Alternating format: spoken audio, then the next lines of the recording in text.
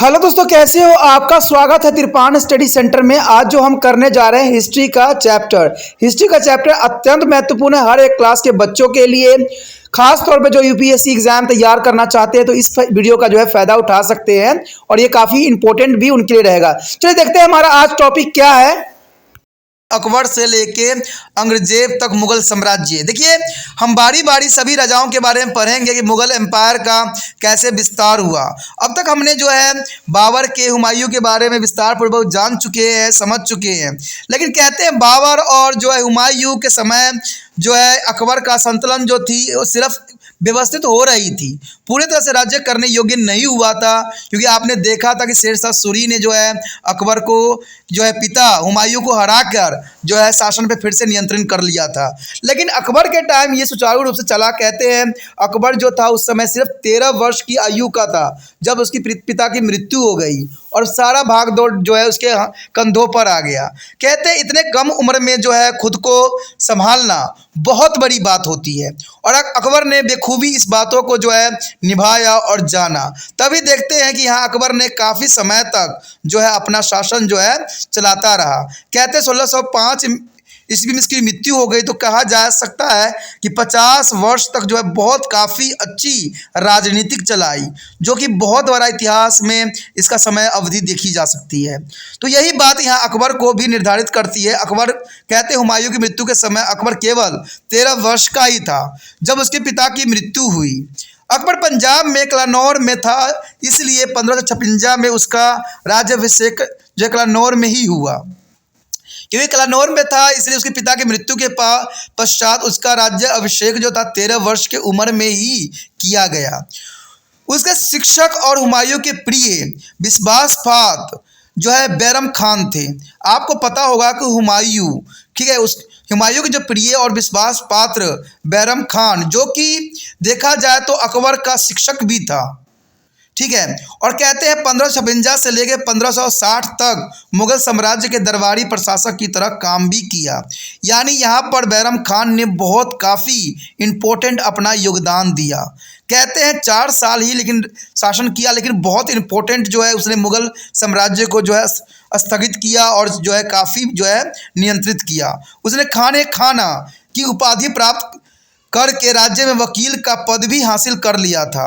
उसकी दरबारी प्रशासन की अवधि के दौरान उसकी प्रमुख सफलताओं में एक थी।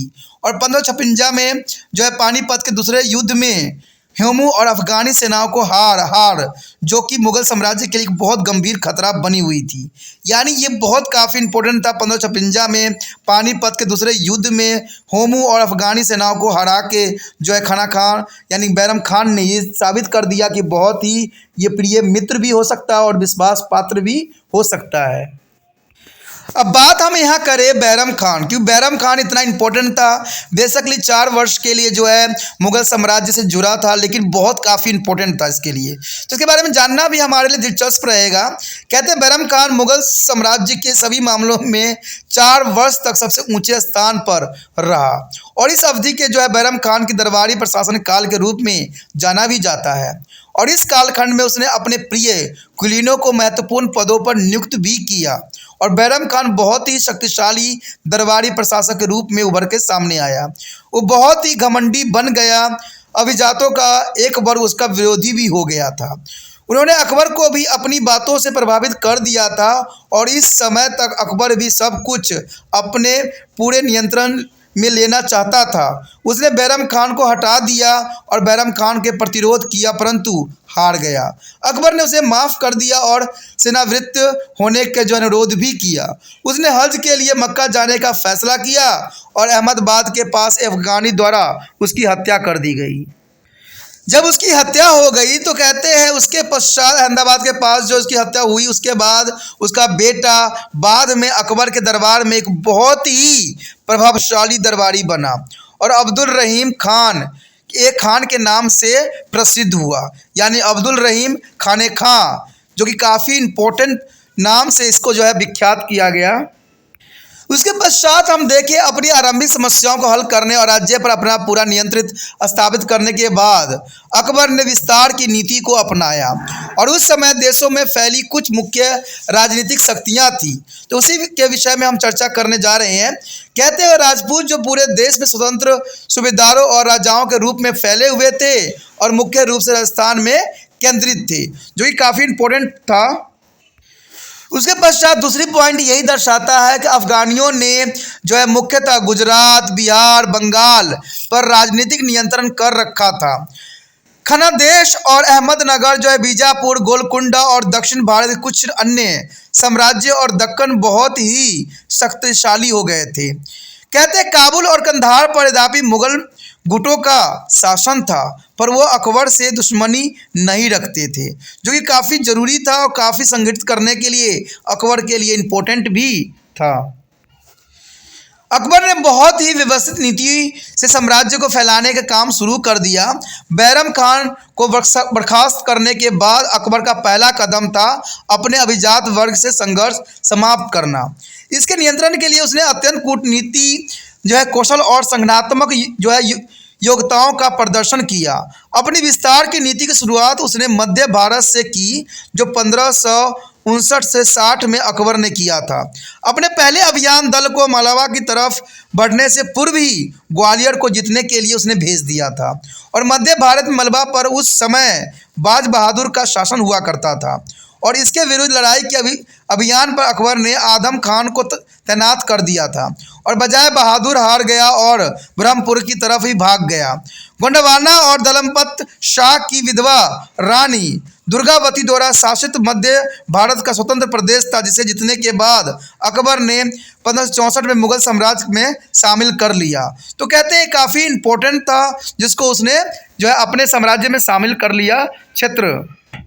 उसके पश्चात अकबर ने राजस्थान की तरफ अपना रुख किया। यानी ऐसा लगता है कि अकबर को राजपूत राजबारों के महत्व की पूरी जानकारी थी और वह अपने राज्य के बड़े क्षेत्र में विस्तार करने की अपनी महत्वाकांक्षा को पूरा करने के लिए उन्हें अपना मित्र बनाना चाहता था।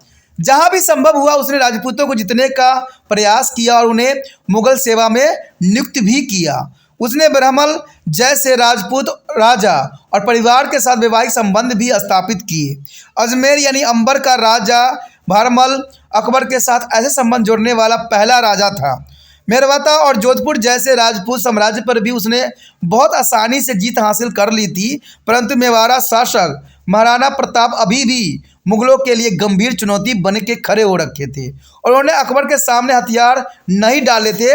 बहुत लंबे संघर्ष और चित्तौड़ के किलों की घेराबंदी के बाद अकबर ने मेवाड़ा को सेनाओं पर जीत हासिल करने में कामयाबी प्राप्त कर लिया था।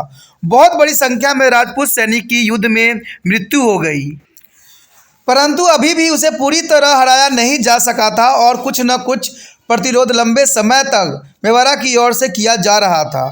चित्तौड़ को हराने के बाद ही रणथंभौर को जो है कलिंजर को जीता जा सकता था।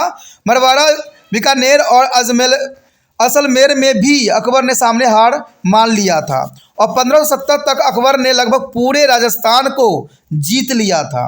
अकबर की सबसे महत्वपूर्ण सफलता यह थी कि पूरे राजस्थान को अपने अधीन करने के बावजूद राजपूतों और मुगलों में कोई शत्रुता नहीं थी। इस सब कारणों से के संबंध में हम जो है अगले पाठ में चर्चा करेंगे और जानने की कोशिश करेंगे कि उनकी मित्रता किस प्रकार की थी। अकबर को इन्हीं क्षेत्र को जीत के उसको जो है संतुष्टि नहीं प्राप्त हुई, वो पूरे भारत पे अपना अधिकार करना चाहता था। इसलिए उसने अफगान में गुजरात, बिहार और बंगाल पर जो है अपना प्रभुता स्थापित करने के लिए हर संभव कोशिश किया। अफगानियों के खिलाफ जंग अकबर ने 1572 में शुरू कर दी थी। वहाँ के जो है राजकुमारों में से एक राजकुमार जो है इतिमाद खान ने अकबर को आमंत्रित किया था कि वह वहाँ आकर इसे जीत ले। अकबर खुद अहमदाबाद पहुंचा और किसी विशेष विरोध के बगैर ही अकबर ने नगर को जीत लिया। सूरत ने जो है मजबूत किलाबंदी करके कुछ विरोधी जताया, परंतु उस पर भी अकबर ने जीत हासिल बखूबी कर ली। बहुत छोटी सी अवधि के दौरान अकबर ने गुजरात के अधिकांश राजवाड़ों पर कब्जा कर लिया और अकबर ने गुजरात को एक संगठित करके उसे एक प्रदेश बना दिया और इसे मिर्ज़ा अजीज़ कोका को शासन के अधीन करके खुद राजधानी वापस आ गया। वह 6 महीने की अवधि में अनेक बागी गुटों से एकता कर ली और मिलकर मुगल शासन के विरोध विद्रोह कर दिया और मुगल सूबेदारों को भी कई प्रदेश क्षेत्रों को अपना कब्जा छोड़ना भी पड़ा। बागियों के नेताओं थे और इख्तियार उल मुल्क और मोहम्मद हुसैन मिर्जा। अकबर ने आगरा में विद्रोह की खबर सुनी तो वह अहमदाबाद के लिए निकल पड़ा। अकबर बहुत तेज गति से आगे बढ़ा और 10 दिन के अंदर अहमदाबाद पहुंच गया। बादशाह ने बहुत ही जल्दी विद्रोह को कुचल दिया, जो कि बहुत बड़ी कामयाबी थी। गुजरात के अभियान के बाद बंगाल और बिहार की तरफ रुख किया गया, जो अफगानियों के नियंत्रण में थे। 1574 में अकबर ने मुनीम खाना खां के साथ बिहार की तरफ बढ़ा और बहुत कम समय में ही हाजीपुर और पटना जीत लिए गए और गौर बंगाल की ओर जीत लिया गया। इसके साथ ही 1576 तक बंगाल में स्वतंत्र शासन समाप्त हो गया था और 1592 तक मुगल मनसबदार राजा मान सिंह ने लगभग पूरे उड़ीसा को मुगल साम्राज्य के अधीन कर दिया, जो कि काफ़ी इम्पोर्टेंट समय काल था। 1581 में मुगल साम्राज्य कुछ क्षेत्रों में सिलसिलेवार में लड़ाई शुरू हो गई थी और बंगाल, बिहार, गुजरात और उत्तर पश्चिम असंतोष के मुख्य केंद्र थे और इस समस्या को मूल रूप थे अफगानी, जिन्हें मुगलों से हर जगह से बाहर निकाल दिया था। इसके अतिरिक्त जागीरों के कठोर प्रशासन के अकबर की नीति भी इसके लिए जिम्मेदार थी। एक नई नीति अपनाई गई जिसके तहत जागीरदारों को अपनी जागीरों का लेखा प्रस्तुत करने के लिए कहा गया। इससे असंतोष पैदा हो गया और जागीरदार विरोध में खड़े हो गए। मासूम खान काबुली सैन बेग और मिर्जा शरफुद्दीन और अरब बहादुर बागियों के मुख्य नेता थे। वहाँ तैनाती शाही अधिकारियों ने इस बगावत को दबाने की हर संभव कोशिश की, मगर कामयाबी नहीं मिल सका। अकबर ने तत्काल राजा टोडरमल और शेख फरीद बख्श के अधीन एक बड़ी फौज देकर उन्हें वहाँ भेजा। कुछ समय के बाद अजीज कोका और शहजाद खान को भी टोडरमल की सहायता के लिए भेज दिया गया और बागियों ने अकबर के भाई काजिम हकीम मिर्जा को, जो उस वक्त काबुल में था, अपना राजा घोषित कर दिया। परंतु शीघ्र ही मुगल सेनाओं ने बिहार, बंगाल और उसके आसपास के क्षेत्रों में विद्रोह को बहुत ही सफलतापूर्वक दबा दिया। तो इस प्रकार इस क्षेत्रों में अधिकार स्थापित करने में महत्वपूर्ण योगदान दिया गया। उसके पश्चात है पंजाब और उत्तर पश्चिम क्षेत्रों में जीत हासिल करना। कहते हैं पंजाब में मिर्जा हकीम अकबर के लिए समस्या खड़ी कर रहा था और उसने लाहौर पर हमला कर दिया। हकीम मिर्जा को उम्मीद थी कि वो बहुत से मुगल अफसर उसका साथ देंगे, परंतु किसी बड़े समूह ने उसका साथ नहीं दिया। अकबर ने खुद लाहौर की तरफ बढ़ने का फैसला किया। हालांकि मिर्जा तुरंत पीछे हट गया और अकबर ने पूरे क्षेत्र पर कब्जा भी कर लिया। उसकी सबसे पहली प्राथमिकता रही उत्तर पश्चिमी सीमांत क्षेत्रों की सुरक्षा व्यवस्थित करना। उसके बाद उसने काबुल की तरफ बढ़ना शुरू किया और उस प्रदेश पर विजय प्राप्त कर ली। काबुल का कार्यभार उसने अपनी बहन बख्तुन्निसा बेगम को सौंप दिया। बाद में राजा मान सिंह को वहां का सूबेदार तैनात किया गया और उसे जागीर के रूप में से दे दिया गया, जो कि काफ़ी इंपॉर्टेंट था। कहते हैं उत्तर पश्चिम क्षेत्र में जो अन्य गतिविधि विकसित हुई वह भी रोशन नाई की बगावत, जिसे काबुल और हिंदुस्तान के बीच का मार्ग पर कब्जा कर लिया था। रोशन नाई एक सैनिक सिपाही द्वारा स्थापित संप्रदाय था जिसे उस प्रदेश में पीर सेनाई कहते थे। उसका पुत्र उस पथ का सरदार था जिसके बहुत बड़ी संख्या में अनुयायी हुआ करते थे। अकबर ने रोशन नाई को दबाने और वहां मुगलों का नियंत्रण स्थापित करने के लिए बहुत बलशाली फौज का सेनापति बनाकर जनरल खान को वहां भेजा। जनरल खान की मदद करने के लिए सईद खान और गखर और राजा बीरबल को भी अलग अलग सैनिक टुकड़ों को साथ वहां भेजा गया। एक सैनिक कार्रवाई के दौरान अपने अधिकारी सेना के साथ बीरबल मारा गया। उसे बगावत को दबाने के लिए राजा टोडरमल और राजा मान सिंह को नियुक्त किया गया और वे दोनों रोशन नाई के हराने में कामयाब रहे। तो यहाँ पर बीरबल को खोना अकबर के लिए सबसे बड़ी आघात थी, क्योंकि इस बीरबल के कारण ही इसने कई क्षेत्रों को जीतने में अकबर को सहायता भी किया था। लंबे समय तक अकबर कश्मीर को जीतने के लिए उस पर आंखें अड़ाई रहा और 1586 में कश्मीर मुगल साम्राज्य में शामिल कर भी लिया गया। कहते सिंध में उत्तर पश्चिम में अभी भी कुछ जो है रियासी क्षेत्र स्वतंत्र थे और 1590 में अकबर ने खाने खां को जो है मुल्तान का गवर्नर नियुक्त कर दिया और उसे जो बलोचियों को हराने के लिए कहा, जो उस क्षेत्र को एक जनजाति थी, और उस पूरे प्रदेशी क्षेत्र को जीतने का आग्रह किया। सबसे पहले जो है ठट्टा पर अधिकार किया गया और जो है मुल्तान के सूबों में उसे जो है सरकार के रूप में स्थापित भी किया गया। आसपास के क्षेत्रों में बलूचों के साथ झड़प होती रही। अंत में वर्ष 1595 में पूरे उत्तर पश्चिमी क्षेत्र पर मुगलों की जो है संपूर्ण जो है स्वराज्यता स्थापित कर दी गई।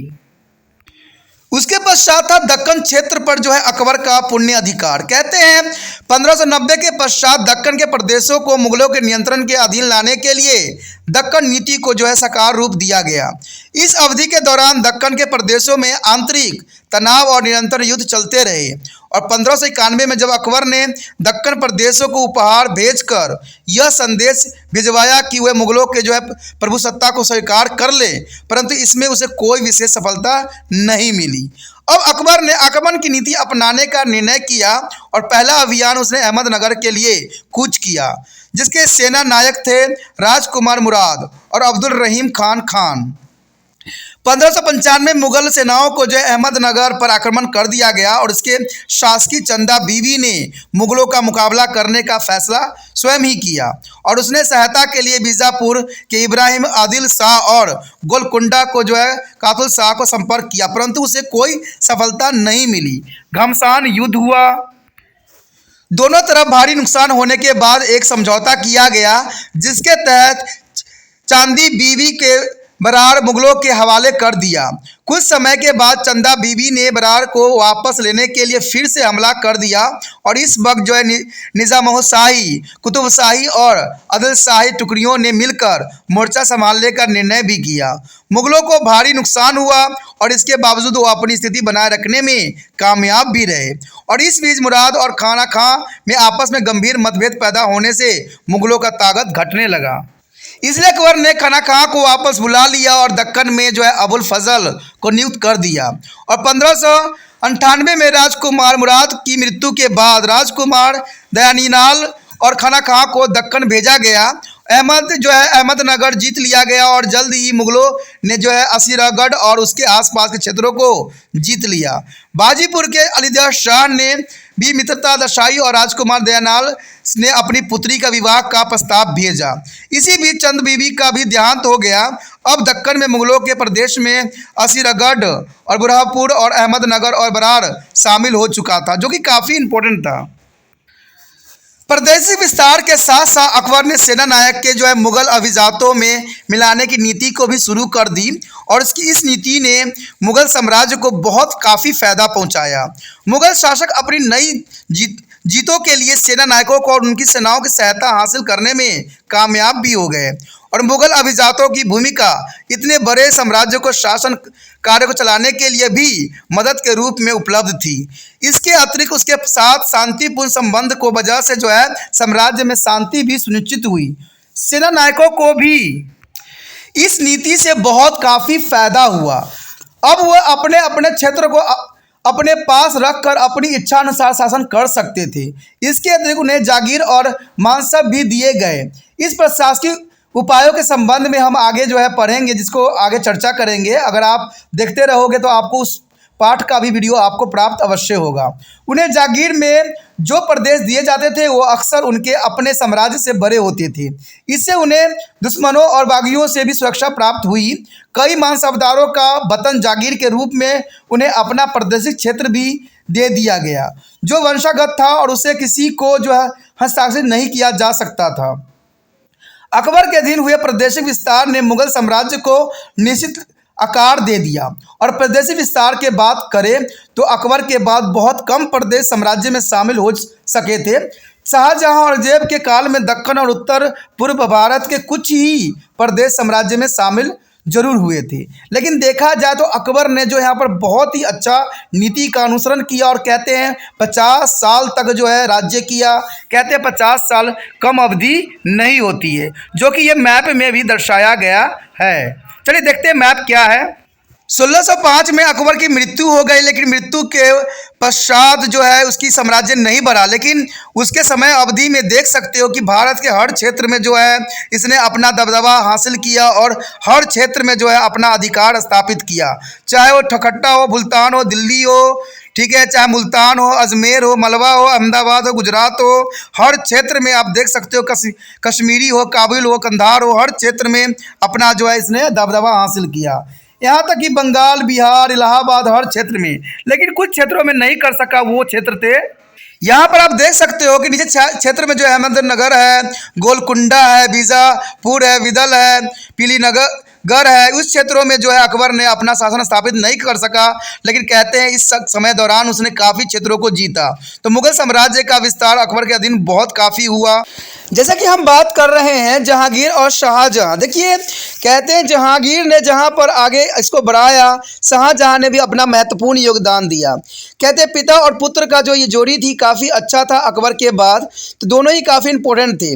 जहांगीर ने दक्कन में अकबर की विस्तार नीति को अपनाया, परंतु कुछ समस्याओं को कारण उसे इस काम में बहुत ही कम सफलता मिली। कहते हैं खुर्रम की बगावत की वजह से पैदा हुई संकट के कारण वह इस तरफ अधिक ध्यान नहीं दे पाया और दक्कन से कुछ फायदा उठाने के लिए मुगल अभिजात वर्ग भी उसके षड्यंत्रों और लड़ाइयों में शामिल हो गया था, जो कि बहुत काफ़ी इंपॉर्टेंट था। जहांगीर ने अपने पिता अकबर की तरह जो है पूरा जो है नीति नहीं अपना सका और नहीं विस्तार कर सका। कहते इसका कारण जो था यहाँ पर षड्यंत्र लड़े जा रहे थे और लड़ाइयाँ हो रहे थे, तो इस कारण जो है ये आगे नहीं बढ़ा पाया इम्पल्स को। पहले 3 वर्ष के दौरान दक्कन में जो है बालाघाट और अहमदनगर के काफ़ी जिलों को फिर से हासिल कर लिया गया था और मलिक अंबर इसमें से प्रमुख शासक था, जिसने मुगल सेनाओं को हराकर बरारा और बालाघाट और अहमदनगर के कुछ भागों को वापस जीत भी लिया था। हारे हुए प्रदेश पर मुगल फिर दोबारा कब्जा हासिल नहीं कर सके। इस दौरान शाहजहां ने अपने पिता के खिलाफ बगावत कर दी और मलिक अंबर से जो है मित्रता स्थापित कर ली। ये भी बहुत बड़ी दौर थी जहाँ पर शाहजहां ने अपने पिता जहांगीर से जो है बगावत करके अलग ही हो जाने की कोशिश किया, जिसकी वजह से घर में जो है एक दरार सी पड़ गई। मलिक अंबर ने अहमदनगर पर कब्जा करने की कोशिश की मगर असफल रहा। उसने जो है आदिल शाह से जो है शोलापुर छीन लिया और शाहजहां के साथ मिलकर बुरहानपुर पर जो है कब्जा करने की कोशिश भी की, परंतु असफल रहा। और एक बार तो जहांगीर और शाहजहां के बीच शांति स्थापित हो भी गई थी, लेकिन मलिक अंबर भी शांत हो गया और सन जो है 1627 में जो मलिक अंबर के मृत्यु की हो गई और साम्राज्य के वकील और पेशावर के रूप में उसका उत्तराधिकारी उसका पुत्र जो है फतेह खान बन गया। फतेह खान बहुत ही आक्रामक और प्राकृतिक का था और वह उसके शासन के दौरान दक्कनी और अभिजातों के बीच परंपरा लड़ाई शुरू हो गई थी। जहांगीर के शासनकाल के दौरान मुगल साम्राज्य में दक्कन में कोई भी प्रदेश शामिल नहीं हो सका था। ये बहुत बड़ी विडंबना थी कि जहांगीर के समय काल में कोई भी जो है साम्राज्य में शामिल नहीं हो सका था। असल में दक्कनी शासकों ने अपने प्रदेशों को मुगल साम्राज्य को बहुत कमज़ोर बना दिया था। मलिक अंबर की अति महत्वाकांक्षा दक्कन प्रदेशों को संयुक्त मोर्चों के राह में एक बहुत बड़ी बाधा बन के उभरी थी। जहांगीर की मृत्यु होने और शाहजहां के राज सिंहासन बैठने की अवधि के दौरान दक्कन के मुगल सूबेदार खान जहान लोधी ने जरूरत के वक्त मदद लेने के इरादे से बालाघाट निजाम शाह को दे दिया था और सिंहासन बैठने के बाद शाहजहां ने जो है खान जहान लोधी को जो है बालाघाट वापस लेने का आदेश दिया, परंतु वह उसमें असफल रहा और इसके बाद शाहजहां ने उसे दरबार में वापस बुला भी लिया। इस पर जो है खान जहान उसका दुश्मन बन गया और उसने बगावत कर दी। उसने जो है निजाम शाह के पास जाकर आश्रय ले लिया और इसने जो है शाहजहां को क्रोधित कर दिया और उसने दक्कन प्रदेश के विरुद्ध आक्रामक रुख अपनाने का भी निर्णय कर लिया गया। शाहजहां का मुख्य उद्देश्य था दक्कन के खोए हुए प्रदेश को वापस हासिल करना। उसे विश्वास था कि दक्कन में अहमदनगर की स्वतंत्रता जो है मुगल नियंत्रण के आड़े आ रही थी और उसने अहमदनगर को छोड़कर बीजापुर और मराठों को जीतने का निर्णय भी किया। इसमें उसे सफलता मिली। मलिक अंबर के पुत्र फौत खान ने अपनी मुगलों के सुलह कर ली और अब जो है फतेह खान को दक्कन का सूबेदार भी नियुक्त कर दिया गया। परंतु दक्कन के राज्यों के साथ लड़ाई अभी भी जारी रही। अंत में सन 1636 में बीजापुर और गोलकुंड के बीच एक समझौते पर हस्ताक्षर किए गए। बीजापुर के साथ समझौते कुछ शर्तें यहाँ पर दर्शाया गया है जो कि काफ़ी इंपॉर्टेंट है। कहते हैं बीजापुर के समझौते की कुछ शर्त दिया है जिसमें साफ बात ये दर्शाई गई थी कि जो आदिल शाह मुगलों की अधीनता स्वीकार करेगा, सबसे पहली बात थी। दूसरी बात ये थी कि उसे 20 लाख रुपए जो है क्षतिपूर्ति के रूप में देने होंगे। तीसरी बात थी कि वो जो है गोलकुंडा के मामले में कोई जो है दखल अंदाजी नहीं करेगा। साथ में बीजापुर और गोलकुंड के बीच कोई विवाद होने पर मुगल शासक उसका जो है बिचौली होगा। कहते शाही जी भोसले के खिलाफ लड़ाई में जो है आदिल शाह मुगलों की सहायता भी करेगा, इस बात पे भी जोर दी गई थी। गोलकुंड ने भी एक संधि पत्र तैयार किया। इस संधि पत्र के अनुसार कुछ बातें इस प्रकार थी कि गोलकुंड के ने मुगल शासक के प्रति वफादार की शपथ ली है। उसने मुगल शासक के नाम को जो है खुतबा में स्वीकार करने की सम्मति भी दी है और ईरान के शाह का नाम छोड़ दिया है। गोलकुंड के मुगलों के 2 लाख हुंड प्रति वर्ष देने की सहमति भी जताई गई है। इन समझौते से दक्कन में लड़ाइयों का अंत हो गया और अब मुगल अपना अधिकार क्षेत्र दक्षिण भारत के अधिकांश क्षेत्र तक फैलाने में कामयाब भी हो सका। और कहते हैं 1656 से 57 में जब इन समझौतों को अनदेखी की गई तो मुगल नीति में एक विशिष्ट तब्दीली आ गई। अब शाहजहां ने अंग्रेजेब से दक्कन के साम्राज्य को सभी प्रदेशों को जीतकर मुगल साम्राज्य के साथ जोड़ने का आदेश भी दे चुका था। और कुछ इतिहासकार ने यह तर्क भी दिया है कि इस नीति को बदलने का कारण था दक्कन के प्रदेशों में उपलब्ध संसाधनों का दोहन करना। परंतु इस परिवर्तन के मुगल साम्राज्य का कोई खास लाभ नहीं मिला, बल्कि इससे भविष्य के लिए और अधिक समस्या पैदा कर दी। कहते हैं ये समस्या जो थे औरंगजेब के लिए काफ़ी जो थे घातक सिद्ध हुआ और कहते हैं औरंगजेब के बाद जो है शासन चलना स्वाभाविक बात ही नहीं बना। तो आगे हम देखेंगे कि औरंगजेब का जो है कैसा उसने शासन चलाया। चलिए देखते हैं औरंगजेब के शासनकाल कैसे थी। यहाँ पर अगर हम देखें तो औरंगजेब की अपनी नीति थी जो कि विशिष्ट थी। कहते हैं अपने पिता के पश्चात औरंगजेब ने बखूबी बहुत कोशिश किया, लेकिन कहते हैं ये बहुत ही सख्त रूल और रेगुलेशन को जो है अपनाया। औरंगजेब दक्कन के प्रति बहुत ही आक्रामक नीति अपनाने में विश्वास रखता था। जो प्रोफेसर जो है सतीश चंद्र दक्कन प्रदेशों के प्रति उसकी नीति के 3 विभिन्न चरणों को रेखांतरित करते हैं, यानी इनके अंतर्गत 3 बातों को उसने जो है विशेष महत्व दिया था। पहली बात तो ये थी कि 1658 से लेकर 1668 के दौरान मुख्य लक्ष्य था जो है बीजापुर के कल्याणी, विदल और पेरेंडा प्रदेश को छीनकर अपने कब्जे में करना। और इस चरण के दौरान मराठे के विरुद्ध जो है दक्कन प्रदेश से सुरक्षा सहायता पाने की कोशिश भी की गई। दक्कन के सूबेदार जय सिंह ने भी बीजापुर को जीतने का प्रयास किया, परंतु ये असफल रहा। उसके बाद दूसरी नीति ये थी कि 1668 से 1684 के दौरान इस नीति में थोड़ी तब्दीली की गई थी और आदिल शाह की मृत्यु, शिवाजी की बढ़ती शक्ति और गोलकुंडा प्रशासन के 2 भाइयों जो अखरनान और जो है मदनान से मुगल नीति को प्रभावित किया। कहते हैं गोलकुंडा में शिवाजी और बीजापुर के साथ जो है मुफ्त समझौता करने की कोशिश भी की गई, बट मराठे घेरने और औरंगजेब की कोशिश को कोई बहुत ज़्यादा कामयाबी नहीं मिल सकी। कुछ छोटी छोटी जो है तब्दीलियाँ और जल्दी जल्दी पैदा होने वाली तनाव किसी न किसी रूप में जारी कंटिन्यू थी।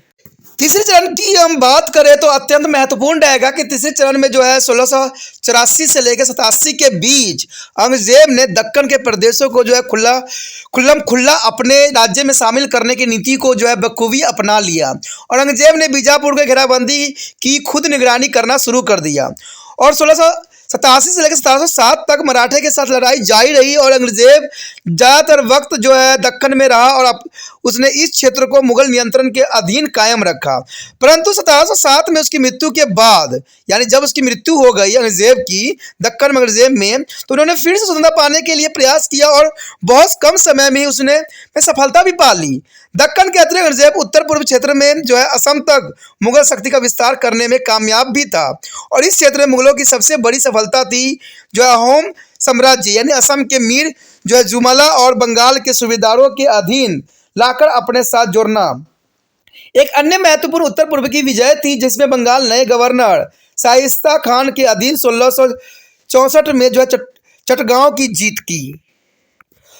अहोम साम्राज्य पर जो है बहुत लंबे समय तक सीधा नियंत्रण नहीं रखा जा सका और वहाँ तनाव मुगल फौजदार की जो है विरोध सहना पड़ा और वहाँ नियमित रूप से लड़ाई होती ही रही और 1680 तक ओम के शासकों ने कामरूप पर जीत हासिल कर ही ली और वहाँ मुगल नियंत्रण समाप्त हो गया। कहते हैं ये काफ़ी इंपॉर्टेंट और काफ़ी ज़रूरी था। तो इसी के साथ हमारा ये टॉपिक भी ख़त्म हो जाता है जो कि काफ़ी इंपॉर्टेंट था।